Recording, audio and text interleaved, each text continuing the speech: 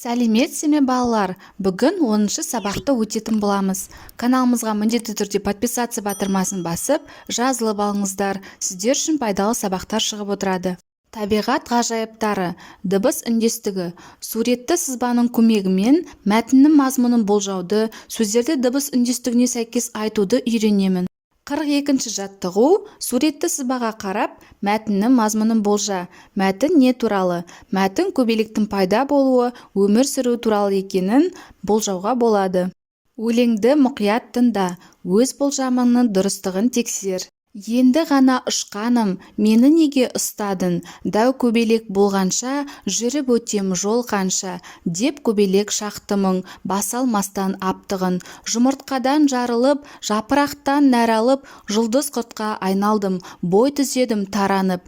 Қабықтарым алғашқы бірнеше рет алмасты, кие бермей әлдене еліктедім сәнгеде. Жамылғы орап сыртыма, енем сосын ұйқыға, күнде өсіп толамын, қуыршақ та боламын, көбелек боп жетіліп, қанатымды қағамын, мұң құбылған түскенем, жарысамын құспенен. Мәтінге ат қой. Мәтінге көбелек деген атау беруге болады. Қарамен жазылған сөздерге жалғау не себепті бірде жуан, бірде жіңішке жалғанады. Жұлдыз құрт сөзіне жалғау бірде жуан, бірде жіңішке жалғану себебі сөздің соңғы буынындағы дауысты дыбыс жуан болса жуан жалғанады, ал егерде сөздің соңғы буынындағы дауысты дыбыс жіңішке болса жіңішке жалғау жалғанады. 43-ші жаттығу. Көп нүктенің орнына тұсындағы қосымшалардың тиістісін қойып жаз. Табиғаттың ғажайыптары, көкектің дауысы, ауылдың маңы, қырманға бару, мектепке келу, қуыршаққа кигізу, кемеге міну, үлкендерден үйрену, жіптен тоқу, матадан тігу. Түбір сөздің соңындағы және қосымшадағы бірінші дыбыстың астын сыз, олардың қандай дыбыс екенін айт, содан өзің қорытынды жаса. Дауыссыз дыбыстардың бір-біріне ықпал етіп, өзара сәйкестеніп айтылуын дыбыс үндестігі деп атайды. Мысалға, қаздар, тастан, қабы деген сөздерді келтірсек болады. 44-ші жаттығу. Суреттегі зат атауларын үш жақта тәуелдеп жаз. Бірінші жақта менің күшігім, екінші жақта сенің күшігің, сіздің күшігіңіз, үшінші жақта оның күшігі.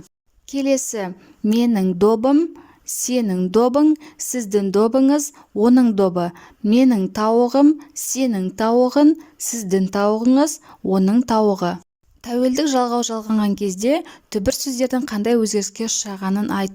Сөз қатаң қ, к, п дауыссыз дыбыстарының біріне бітіп, оған дауысты дыбыстан басталатын қосымша жалғанатын болса, қ, к, п дыбыстары ұяң г, ғ, б дыбыстарына айналады.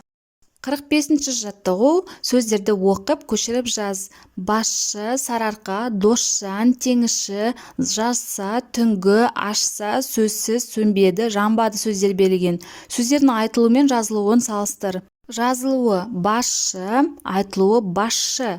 Жазылуы сарыарқа, сарыарқа, досжан, досжан, теңізші, теңізші, жазса, жазса, түнгі, түнгі, ашса, ашша, сөзсіз, сөзсіз, сөнбеді, сөнбеді, жанбады, жанбады.